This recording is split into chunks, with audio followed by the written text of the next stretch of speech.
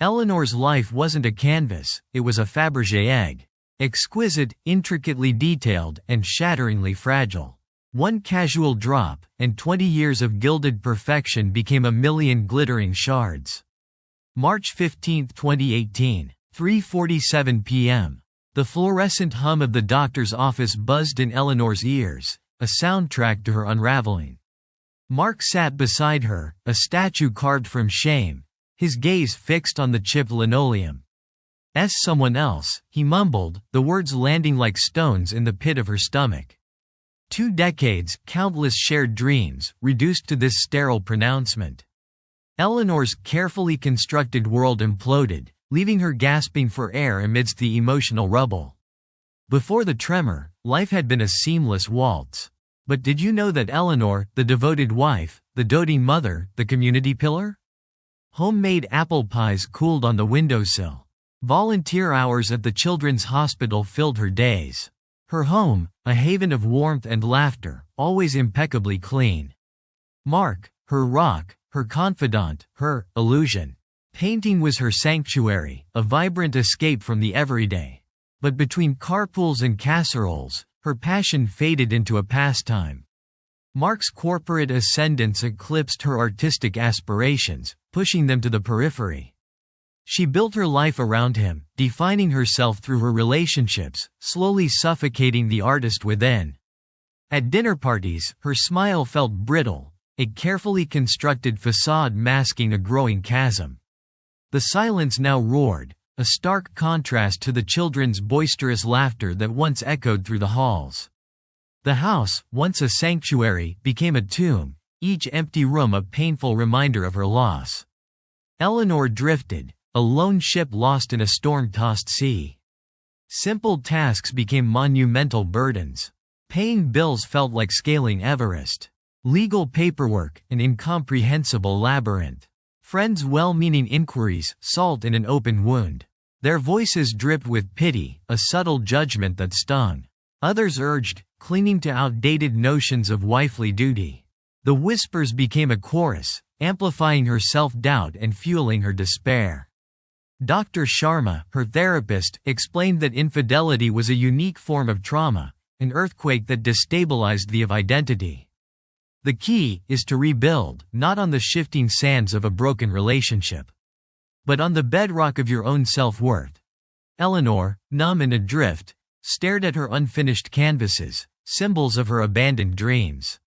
Then, she took a breath, a shaky, uncertain breath, and began the arduous climb back to herself. Therapy became her lifeline, a sanctuary where she could unpack years of suppressed emotions and unmet needs. Then came Izzy Diaz, her childhood best friend, now a successful art gallery owner.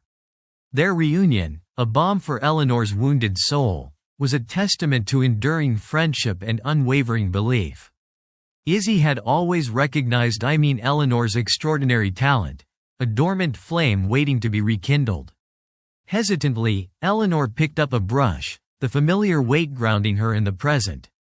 Her initial canvases were explosions of darkness, mirroring the chaos within.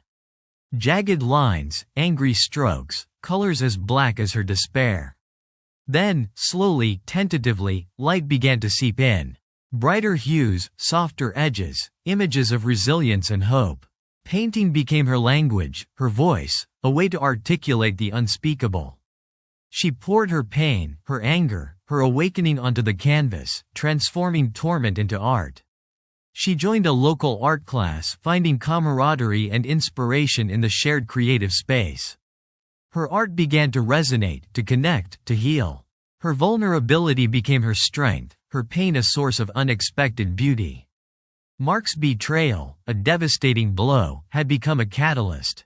It forced Eleanor to confront her insecurities, to rediscover her passions, to define herself on her own terms. Eleanor gazed at her paintings, a quiet strength radiating from her. The wedding ring, once a symbol of love and commitment, now felt like a shackle, a reminder of a life lived for someone else. With a deep breath, she slipped it off her finger and placed it gently on the table, a final act of letting go.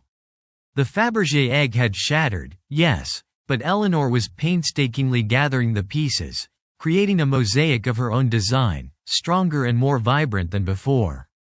2 years had passed. The divorce was finalized, the house sold. Mark had remarried, a younger woman with aspirations of being a social media influencer. Eleanor tried not to care, tried not to let the petty jabs of mutual acquaintances pierce her newly forged armor. But tonight, at the charity auction, a wave of anxiety threatened to drown her. This was her first major exhibition, her first real step into the art world as a professional. Izzy squeezed her hand, her smile radiating confidence. Relax, Elle. Your work speaks for itself. These people aren't here because they pity you. They're here because they admire your talent. Eleanor glanced around the crowded gallery. Critics mingled with collectors, potential buyers sipping champagne and murmuring about investments and aesthetics. A spotlight illuminated her largest piece, a swirling canvas of fiery reds, oranges, and golds depicting a woman emerging from ashes. It was the rawest, most honest expression of her journey. Then she saw him, Mark, standing near the back, his new wife clinging to his arm like an expensive accessory. Eleanor's breath hitched. He hadn't seen her yet, his attention focused on a smaller, less provocative landscape. She felt a surge of anger, hot and sharp. What was he doing here?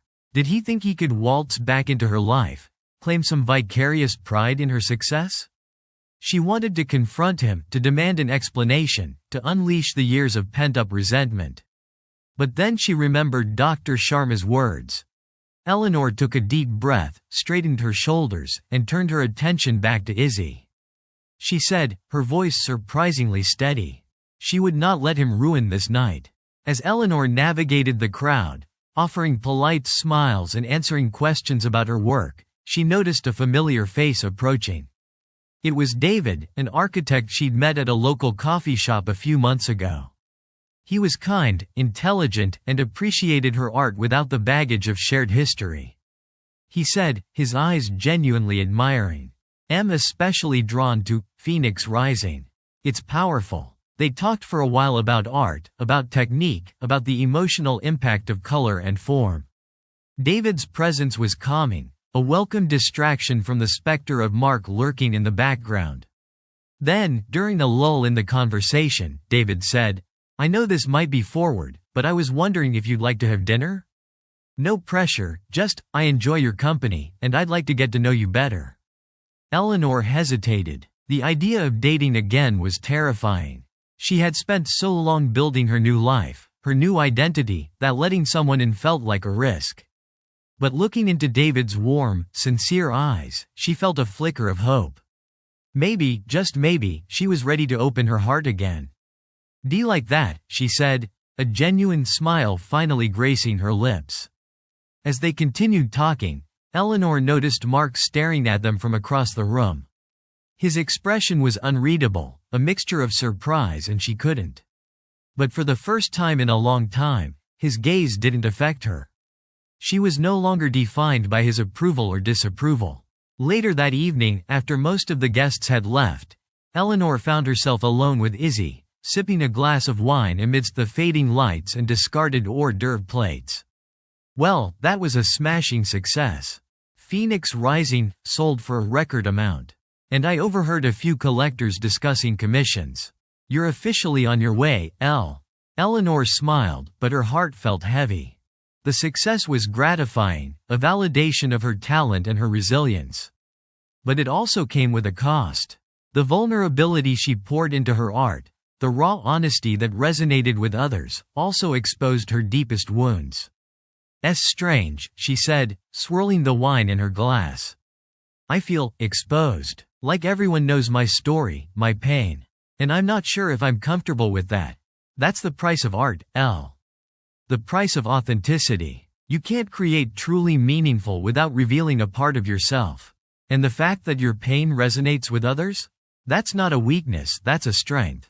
It's what makes your work so powerful." Eleanor considered her words. Maybe Izzy was right. Maybe vulnerability wasn't a liability, but a bridge. A way to connect with others, to share experiences, to heal. She looked around the empty gallery at the paintings that bore her soul. They were not just canvases of color and form. They were testaments to her survival, her resilience, her unwavering belief in the power of art to transform and to heal. She thought of Mark, now a distant memory, a chapter closed. She thought of David, a new possibility, a chance at love and connection. And she thought of herself, finally free, finally whole, finally ready to embrace the future, whatever it may hold. The Fabergé egg was gone, but in its place, a mosaic of strength, beauty, and resilience had emerged. And it was magnificent. If you found this informative, subscribe for more in-depth documentaries and analysis. We'd love to hear your take on this. Share your thoughts, questions, or related experiences in the comments. What resonated with you most in this story? Let us know in the comments.